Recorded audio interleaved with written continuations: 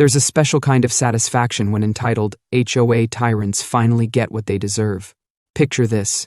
A woman standing in someone's driveway, rulebook clutched like a weapon, already on the phone with a tow truck. That vehicle violates HOA regulations, and it's being removed immediately, she declared with smug authority. But Karen had made a catastrophic mistake. She was trying to tow an unmarked police vehicle from an officer's home. What started as petty neighborhood harassment spiraled into exposed corruption, embezzlement, and ultimately handcuffs. You might think Karen's public humiliation that day would be the end, but that was just the beginning of her spectacular downfall. Stay watching to see how one power-hungry HOA president lost absolutely everything when she picked the wrong driveway to mess with. I sighed. What now, Karen? She strutted closer, pointing an accusatory finger at the vehicle. We have very clear rules about what kind of vehicles are permitted to be parked in driveways overnight. That thing is absolutely unacceptable. It's a commercial vehicle, and our bylaws explicitly prohibit those. I frowned, glancing at the car. It was a nondescript black sedan, unassuming in every way. No logos, signs, nothing about it that screamed commercial. I glanced at the sedan. Should I tell her? But no. Let Karen dig her own grave. My wife's job had its perks. Karen, that's not a commercial vehicle, I said, already feeling the familiar frustration creeping in.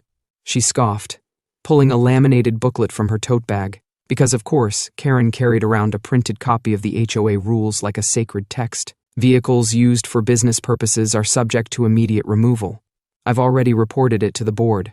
If it's not moved within the next hour, I'll be calling a tow truck. I fought the urge to laugh. You can't just tow someone's car because you think it's a commercial vehicle. Karen's eyes sparkled with petty delight. Oh, but I can. I already did. The tow truck is on its way. I could feel my blood boiling. Karen had pulled some ridiculous stunts before, but this was next-level insanity. You didn't even give me 10 minutes, I snapped. Karen cut me off, waving her rulebook. No exceptions. That car's gone in an hour. I shook my head. Karen, you really don't know when to quit. She smiled. You'll learn to respect the HOA eventually. Just then, the unmistakable rumble of a tow truck pulling onto the street made my stomach drop. Karen's grin widened. Ah, perfect timing. I turned toward the truck, watching as the driver hopped out, clipboard in hand. Which vehicle? He asked. Karen pointed dramatically at the black sedan. That one. Remove it immediately. The driver walked up to me first. You the owner? I shook my head. No, it belongs to my wife. Karen snorted. Oh, and where is she? Because unless she moves it now, it's gone. I smirked. She's at work, but I wouldn't touch that car if I were you. Karen laughed, her voice dripping with condescension. Oh, really? And why is that? I leaned in slightly. Because my wife's an undercover cop, and that's an unmarked police vehicle. Karen's smirk dissolved. Her rulebook slipped from her hands, hitting the pavement with a slap. But, police vehicles are exempt under Section 12, she stammered, scrambling for the pages. I crossed my arms. Wrong chapter, Karen. Her mouth opened and closed like a fish gasping for air, as if trying to find a way to spin this in her favor. But there was no escaping the reality she had just walked into. The tow truck driver arched an eyebrow. Wait, did you just say this is a police vehicle? I nodded, keeping my gaze fixed on Karen. Yep, an unmarked, government-issued vehicle. Karen's fingers twitched as she retrieved her fallen rulebook, as if she could somehow flip to a page that would save her. That doesn't make any sense, she finally spat out. There are no police in this neighborhood. That car shouldn't be here. I laughed, shaking my head. Karen, you don't get to decide where undercover officers live. And for the record, my wife's been living here longer than you. Karen let out a nervous, high-pitched laugh. This is a misunderstanding. I didn't know. The tow truck driver didn't seem convinced. He crossed his arms. So let me get this straight. You called me out here to tow a legally parked police vehicle? Karen's mouth flapped uselessly. Sighed. Yeah. Looks like you just tried to have an active duty officer's car illegally impounded. Karen turned a ghastly shade of white. At that moment, as if the universe wanted to seal Karen's fate, another vehicle pulled into the driveway. My wife had come home. She stepped out of her, sunglasses still on, her usual composed expression quickly morphing into confusion as she took in the scene before her. A tow truck parked at the curb, Karen looking like she'd seen a ghost, and me standing there, thoroughly enjoying the moment. What's going on? She asked, walking up beside me. Before I could answer, Karen, in full-blown panic mode now, threw up her hands. Officer, I swear this was a mistake. I was just following HOA protocol. My wife frowned. HOA protocol? She glanced at me. I grinned. Karen here called a tow truck for your car. Apparently, she thought it was a commercial vehicle. Karen let out a wheezing laugh, trying desperately to backpedal. I didn't know it was yours. I was just doing my job as HOA president. My wife arched an eyebrow. So your job is to illegally tow private property? Her tone was calm, but I could tell she was pissed. Karen stammered. It was just a misunderstanding. The tow truck driver shook his head. Lady, you just wasted my time. You owe me a call-out fee. Karen's eyes bulged. What? I'm not paying for this. He shrugged. Not my problem. You requested a tow. Now you've got to pay. Karen looked like she was about to faint. I leaned against the car, enjoying every second of this. So, Karen, how's that HOA authority working out for you now? Karen's face twisted, her lips parting in silent outrage. She looked from the tow truck driver to my wife, then back to me, as if searching for a way out of this disaster. But there wasn't one. I shouldn't have to pay for this, she shrieked, gripping her clipboard like it was some sort of legal shield. This isn't fair. I was enforcing HOA policy. My wife crossed her arms, badge now visible on her hip. Karen, let me explain something to you, she said in the measured, authoritative tone she used when dealing with uncooperative suspects. What you did wasn't just petty, it was illegal. You tried to have a police vehicle towed without cause. That could easily be seen as obstruction. Karen's mouth flapped open. Obstruction? I didn't. The tow truck driver let out an exaggerated sigh, flipping through his paperwork. Look, lady, I don't care what kind of neighborhood drama you got going on. Bottom line is, you owe me a call-out fee. I don't leave without getting paid. Karen's face flushed beet red. I am not paying for this. I demand the HOA cover this cost. The driver scoffed. Yeah, good luck with that. A small crowd of neighbors had started to gather, drawn by the commotion. They whispered amongst themselves, their faces ranging from amused to outright delighted. Looks like Karen's finally getting a taste of her own medicine, Mrs. Henderson murmured, smirking. About time, another neighbor added. She fined me $200 for leaving my garbage can out for an extra 30 minutes last month. Maybe now she'll learn what it's like to be on the other end of it. As the crowd's whispers grew louder, Karen's voice cracked. This is harassment. But the neighbors weren't bought after the Johnsons' lawn fiasco, or the Martins' Christmas lights. You mean like how you publicly humiliated the Johnsons by sending violation letters for their overgrown lawn when their son was in the hospital? Someone called out. Or when you tried to evict the Martins for putting up string lights last Christmas? Karen's face contorted in fury. That was different. I was protecting our property values. My wife sighed. Karen, stop. You're embarrassing yourself. Then things went from bad to worse for her. One of the officers on patrol happened to be driving by when he spotted the commotion. He pulled up, stepping out of his cruiser with a look of mild exasperation. What's going on here? He asked, scanning the scene. The tow truck driver gestured at Karen. This lady called me to tow a police vehicle. Then she refused to pay the call-out fee. Karen immediately went into damage control mode. Officer, this is just a misunderstanding. I was simply enforcing our community standards when the officer held up a hand, cutting her off. Wait, you called a tow truck for an unmarked police vehicle? Karen's eye twitched. I didn't know it was police-issued. How was I supposed to know? It didn't have any markings. The officer pinched the bridge of his nose. You didn't think to check before ordering a tow? Karen let out a frustrated squeak. The rules clearly state. The officer turned to my wife. Ma'am, is this your vehicle? She nodded. Yes, and I'd like to formally report an attempted unlawful towing and harassment.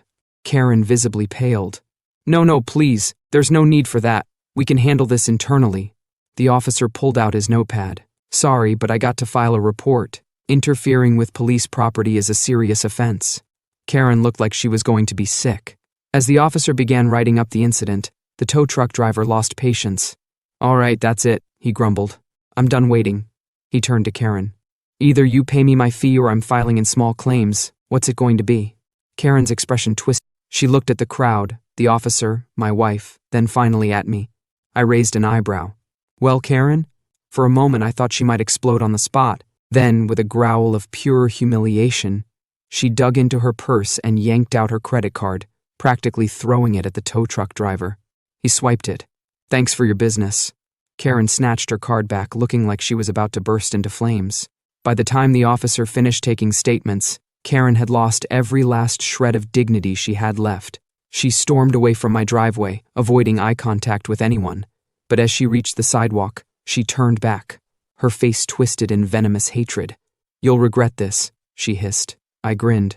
"Oh, Karen, I already don't." The crowd burst into laughter. Karen stomped away toward her house, defeated, and for the first time in years I felt like I had finally won. But Karen wasn't done. Not yet. That night, Karen's porch light flickered as she hissed into her phone. I smirked. Whatever she was planning, she had no idea what was coming. My wife noticed too. "We should keep an eye on her," she said, tone serious. Sure enough, the very next morning, a new HOA letter arrived in my mailbox. A notice of formal violation. I opened it and smirked. Karen was trying to retaliate. But what she didn't know, I had one last surprise for her. The moment I saw Karen's latest desperate attempt at retaliation, I couldn't help but laugh. The letter was a formal violation notice citing an unauthorized commercial vehicle parked in my driveway. The same vehicle Karen had already been publicly humiliated for trying to tow. She was doubling down. "Wow," I muttered, holding up the letter for my wife to see. "She really doesn't know when to quit." My wife scanned the notice, then let out a dry chuckle. She must really enjoy losing. Karen had tried every trick in the book to get back at me. Within days, I started receiving back-to-back violation notices. First, it was for my car. Then suddenly my grass was 0.5 inches too tall. A day later, I was cited for an unauthorized porch decoration, which was literally just a wreath my wife had hung up for the fall season. It was comical.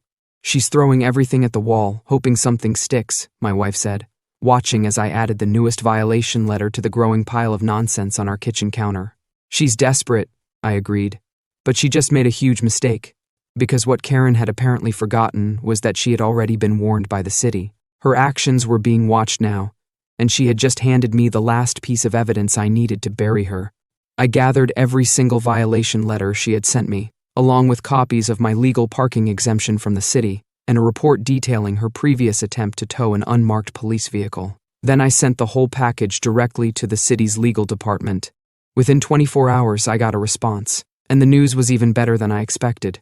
2 days later, Karen's reign officially ended. City officials showed up in person to inform her that the HOA had violated multiple housing codes and abuse statutes. Not only was her harassment of homeowners illegal, but her attempt to enforce rules that didn't exist had put the entire HOA under official investigation. The result? Karen was removed from her position immediately. She was banned from ever holding another leadership role in any HOA again. And the final nail in the coffin? The city slapped massive fines on her for abuse of power, fraudulent reporting, and harassment. By the time the news spread, the entire neighborhood celebrated. Neighbors cheered. Some brought out champagne.